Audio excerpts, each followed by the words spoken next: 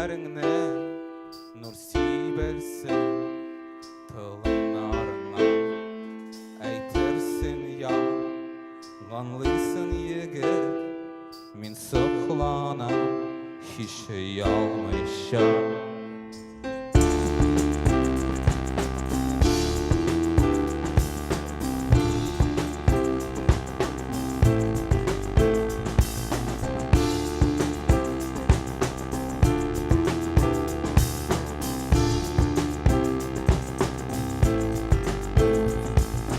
Ger kuklar kızının qarası ama quyosh har kun qovini o'zgartdi u bizning orani kel yaqinroq bugun so'lqincha.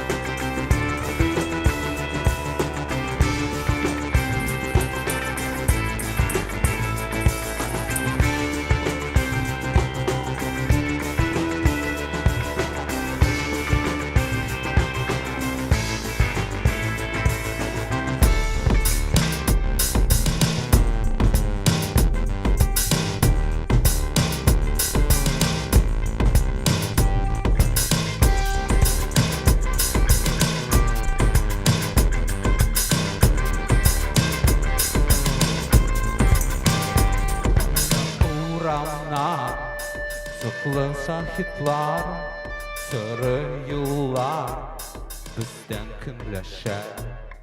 Kul irmesen de oylarımını alıp var benim bilen yanaşa.